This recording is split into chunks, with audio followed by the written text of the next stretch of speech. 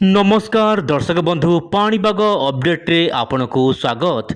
दर्शक बंधु चलित वर्ष बा 2025 मसीह प्रबल गरम गुड़गुड़ी एमतीक तापमात्रा प्राय 50 डिग्री पाखापाखि जीव बोली किछि मॉडलर आकलन करबा परे वर्तमान चर्चा जोर धरिछि भारतर केमिति रहबो तापमात्रार मिजाज।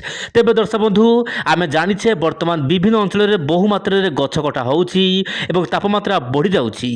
शहरीकरण मध्य बढ़ुछि जहाँपाई कि गरम वर्तमान मार्च मासरू आरंभ हो जाइछि।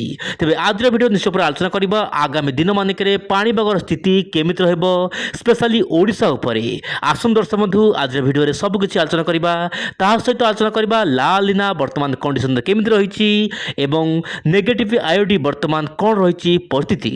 दर्शक बंधु वर्तमान सैटेलाइट इमेज रे आपण देखि पारुथिबे वर्तमान स्थिति आपनकर ओडिशा रे संपूर्ण पाग सुखला रहिछि किंतु आज केतक अंचल रे सामान्य बादल देखा मिलूँ जहाँपाई कि सामान्य मेघुआ पाग एवं कोहला पाग देखा मिली। तेज पाणीपाग तरफ सूचना मिली दर्शक बंधु आप देखु योदर फोरकास्ट फॉर नेक्स्ट 7 डेज। दर्शक बंधु यार माने हूँ आगामी 7 दिन पर्यंत राज्य विभिन्न अंचल आम देखा आप देखिपे प्राय ड्राई योदर रे दर्शक बंधु सुखिला पाग रोशार कौन अंचल में वर्षा हमार आशा ना किंतु दर्शक बंधु मुझे पूर्व भिडियो मान आपको कहे पाणीपाग केबे भी परिवर्तन हो पारे से दर्शक बंधु आप प्रत्येक दिन चैनल सहित जड़ित हो रुहतु। वर्तमान समय देशर पाणीपाग बदलुछि से अनुपात ओडिशा रे तापमात्रा बढ़िबार लगी। आप देखु आंचलिक पाणीपाग विभाग सूचना मिलवा अनुसार आर्टिकल आप पढ़ी पारे वर्तमान जो रही मिनिमम टेम्परेचर सर्वनिम्न तापमात्रा सर्वोच्च तापमात्रा कौन परिवर्तन होबार संभावना नहीं माने आगामी 4 रु 5 दिन यही भली तापमात्रा बढ़िबो। आप जानिथिबे दर्शक बंधु झारसुगुड़ा रे प्राय तापमात्रा 39 डिग्री देखा मिलूँ आउ मात्र गोटे डिग्री जदि जाई था 40 डिग्री पाखापाखि पहुँची था ओडिशा तापमात्रा। तेबे दर्शक बंधु आगामी दिन में तापमात्रा बढ़िबो बोली किछि मॉडल आकलन करुछंती।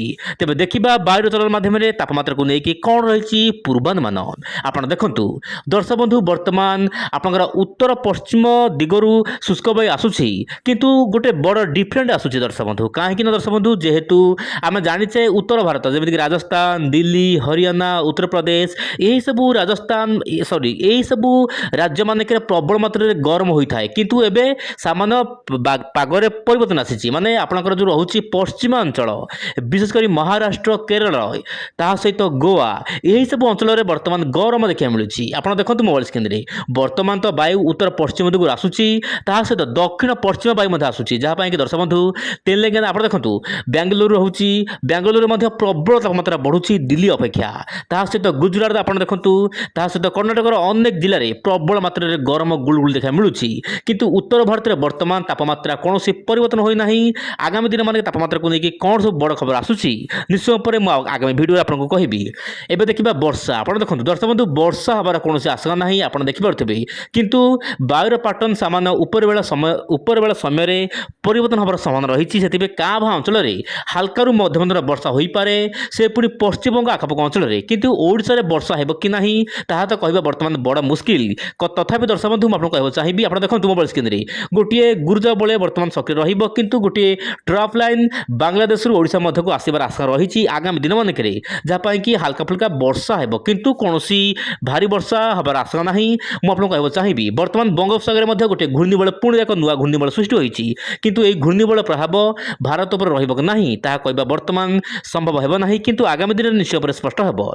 एबे देखिबा दर्शक बंधु लालिनार स्थिति कौन रही दर्शक बंधु वर्तमान एलिनो सामान्य भाव में भारत महासागर रही आप मोबाइल स्क्रीन देखु ये जो कला रंगर सर्कल देखुं आप सामान्य भाव में ऊपर को आसी जहाँपाई कि वर्तमान एलिनो सक्रिय रही किंतु वर्तमान समुद्र डीप्रे गभीरतार वर्तमान लालिना सक्रिय रही किंतु जहाँ जनापड़ी दर्शक बंधु जुलाई मास सुधा दर्शक बंधु सब बड़ खबर हो जुलाई मास सुधा लालिना सामान्य पॉजिटिव फेज आसो जहाँपाई कि दर्शक बंधु जो रोचे नेगेटिव आईओडी बा पॉजिटिव आईओडी एथरे तारतम्य घटिबार आशंका रही किंतु दर्शक बंधु आईओडी कौन आप देखु इंडियन ओशन डाइपोल दर्शक बंधु इंडियन ओशन डाइपोल गोटे थाए जोटा कि दर्शक बंधु मौसुमी वायु को सामान्य सक्रिय करे थाए जदि पॉजिटिव फेज को आसूची आईओडी ता मान दर्शक बंधु देशर विभिन्न भाग में भल मौसुमी वर्षा हेब जदि यही गारटा आप देखु जो नील गार रही तौक जब चली जाऊँगी ओडिशा देशर विभिन्न भाग में वर्षार मात्रा कमिज किंतु वर्तमान ବର୍ତ୍ତମାନ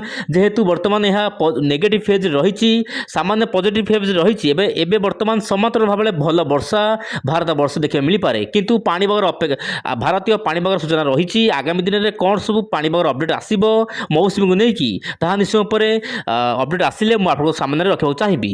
ଏବେ ଦେଖିବା ମଡେଲରେ କ'ଣ ରହିଛି ଆକଳନ ଭାରତ ବର୍ଷକର ପାଣିପାଗକୁ ନେଇକି। ଦର୍ଶକ ବନ୍ଧୁ, ମଡେଲ କିଛି ଖାସ୍ ଅପଡେଟ୍ ଦେଇନାହିଁ ବର୍ତ୍ତମାନ ପରିସ୍ଥିତିରେ, କାହିଁକି ନା ଦର୍ଶକ ବନ୍ଧୁ ବର୍ତ୍ତମାନ ରାଜ୍ୟର ବିଭିନ୍ନ ଅଞ୍ଚଳରେ ଗରମ ଆରମ୍ଭ ହୋଇଯାଇଛି। ଦେଶର ବିଭିନ୍ନ ଭାଗରେ ବର୍ତ୍ତମାନ ତାପମାତ୍ରା ବଢ଼ୁଛି।